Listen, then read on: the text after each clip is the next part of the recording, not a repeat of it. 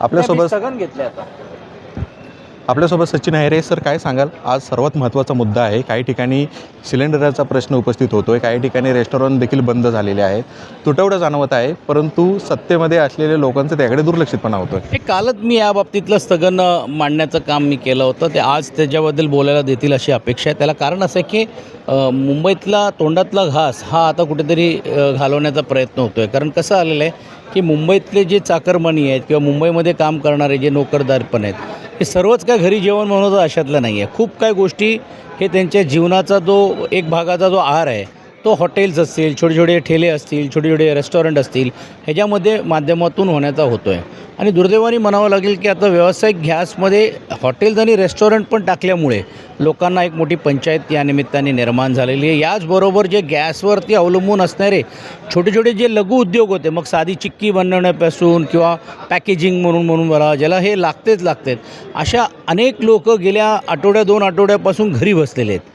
म्हणजे ही एक शोकांतिका आहे की एवढं मोठे देशामध्ये घटना घडत असताना राज्य सरकारने प्रिकॉशन म्हणून घेऊन या सर्व गोष्टीकडे पाहण्याची गरज पाहिजे होती, पण ती दुर्दैवाने पाहता आली नाही आहे.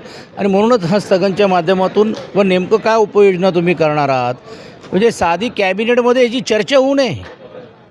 म्हणजे इतर विषयावर होतं आहे आणि ह्याच्यावर होत नाही, म्हणून या सर्व विषयावरती आम्ही बोलणार आहोत. पंतप्रधान नरेंद्र मोदी इस्रायलला जातात यापूर्वी देखील, युद्ध सुरू होण्याच्या पूर्वी, आणि दुसऱ्या का तिसऱ्या दिवसापासून युद्धाला देखील सुरुवात झालेली आहे. आणि आज आपण इस्रायलसोबत आहे देखील असं ती वक्तव्य करतात. ह्याकडे तुमचं नाही, होतोच आहे, पण मला असं वाटतं काही देशाची एक डिप्लोमॅटिक पॉलिसी असते, डिप्लोमॅसी पॉलिसी असते, त्याचा एक तो भाग असला तरी टायमिंग मात्र नक्कीच चुकलेला असं दिसतो. त्याला कारण असं की इराणबद्दल आपले जे संबंध जे आहेत हे इस्रायलबरोबरचे पण खूप अगोदरचे आणि पारंपरिक राहिलेले आहेत.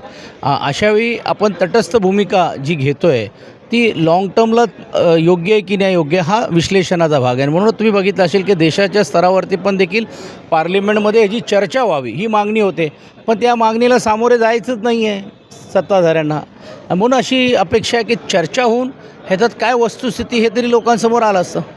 पाहायला जर गेलं तर महालक्ष्मी रेसकोर्सचा जो प्रकल्प जो आहे तिथं सेंट्रल उभारण्यात येणार आहे असं देखील बोललं जात आहे, परंतु त्या ठिकाणी सर्वसामान्य लोकांना जो आहे तो फायदा होणार नाही. त्या ठिकाणी स्वतःच्या कॉन्ट्रॅक्टरांना आणि लेचे-पेचे लोकांना स्टॉल आणि फूड मॉल देण्यासाठी हा घातलेला घात आहे. कोण आहे हो हाफिज कॉन्ट्रॅक्टर ज्यांनी हे प्रेझेंटेशन द्यायची गरज आहे? का नाही तुम्ही विभिन्न या शहरातल्या आर्किटेक्ट्सला किंवा इन्व्हॉल्व आणि एन जी ओला करण्याचं काम केलं? काय गरज आहे हेलिपॅड रेमेंडला देऊन आणि त्याच्यावर पार्टनरशिप करायला? काय गरज आहे तुम्ही गार्डनची नूतनीकरण आणि शोभीकरण अंबानींना द्यायला? तुम्ही जिओ गार्डनमध्ये जाऊ शकता का? म्हणजे ठीक आहे, त्यांच्याबद्दल सर्वांचा आदर आहे, त्यांनी बनवावं, पण हे लोकांना मिळणार आहेत का? त्यांचे 2 सिक्युरिटी उभे राहिले तर सामान्य माणूस थोडा आमदार पण आज जाऊ शकत नाही आहे. म्हणून आमचा आक्षेप आहे की हे महानगरपालिकेनेच केलं पाहिजे. आणि महानगरपालिकेने आणि विशेषतः पॉलिटिकली या लोकांनी कमिटमेंट दिली होती की आम्ही 1 इंच जमीन व्यवसायीकरण करणार नाही. आत्ता वरती दाखवत आहेत ग्रीनरी आहे आणि पूर्ण वॉटर बेडच काढून टाकतायत ना.